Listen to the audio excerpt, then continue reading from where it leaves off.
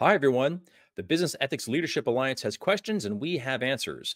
I'm your host, Bill Coffin. Welcome to another BELA Asks episode of the Ethicast.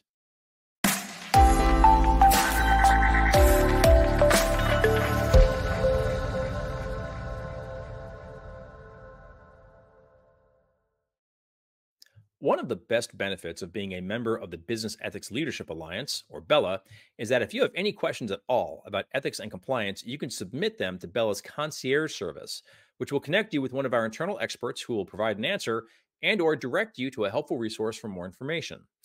Sometimes these requests are specific to a particular company's needs, but most of them speak to broad challenges facing BELA members in general, and by extension, the wider ethics and compliance profession. That's why we're using this show to thematically respond to high level questions from the BELA community. And joining us once again to answer those questions is BELA Chair Erica Salmon Byrne. Erica, it's terrific to see you once again. Thank you so much for joining us. Oh, Bill, thank you so much for having me back. And thank you to all the BELA community members that keep asking questions so that I have a reason to keep chatting with Bill.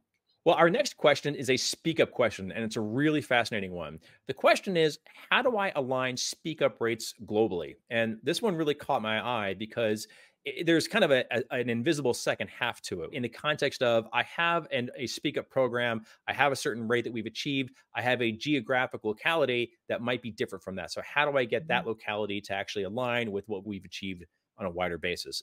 I would advise the BELA member that asked this question to not try to align the modalities used to speak up across locations, right? We have seen time and time again in our culture data, when you cut the data by region, and for anybody out there who is not as familiar with our culture work, the data I'm about to cite is self-reported employee data, wherein the employee has indicated that they did choose to say something when they saw something. And so one of the questions we ask them is, how did you say something, right? You said, yes, I witnessed misconduct. Yes, I chose to say something. What were the channels you chose?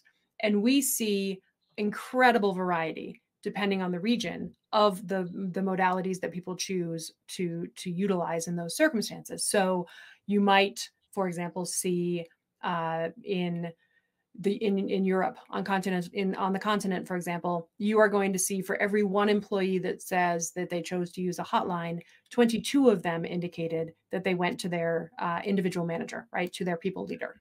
And so if you're looking at speak up rates from continental Europe and you see a low hotline usage rate, that is likely accurate, right? That is not a jurisdiction that is going to choose you to use the hotline. Instead, they're reporting to people. They're going to their HR business partner. They're going to their manager. They're going to their manager's manager. And so your challenge from a compliance perspective is to get those people to tell you what they have learned, which is a slightly different exercise than you might be pursuing in other regions where people are very comfortable utilizing the hotline, right? So in the Philippines, for example, we see very high hotline usage. That is a mechanism that people are more comfortable using because they don't want to be seen as criticizing their manager.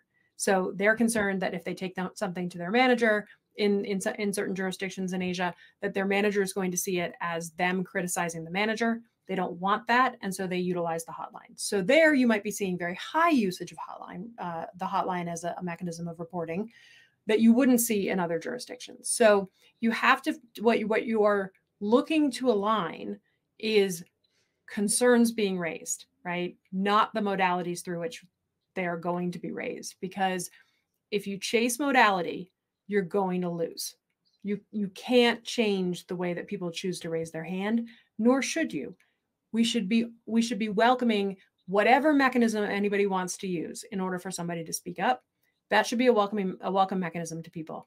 Instead, what we really ought to be focused on is getting people to use the mechanisms they're comfortable with, and then making sure those mechanisms are letting the ethics and compliance team know what's going on.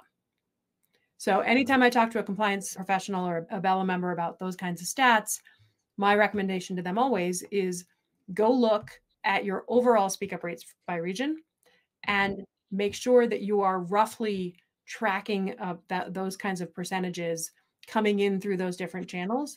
And if you have a channel that is silent, chances are it's not that nothing's happening, it's that you're not learning about it.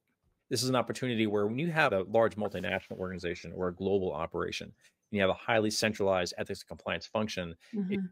get some data on why a particular country has a speak up rate of whatever it is. That sounds like that's a real people on the scene kind of situation where Mhm. just to fix that from global headquarters may not be the way to go. You need to get Yep. that local intelligence to understand the pulse of the culture, the overall reporting trends, and really trying to get that local voice so you can understand how you actually get the speak up rate where it needs to be. Yeah, it's a great place to leverage our ambassadors. If you have a strong ambassador program, right, it's a really, really good place for you to be able to leverage your ambassadors to make sure that people understand all the channels, and then really making sure your managers understand that you're there to help and that you want to, and you need to know what's happening with their parts of the business.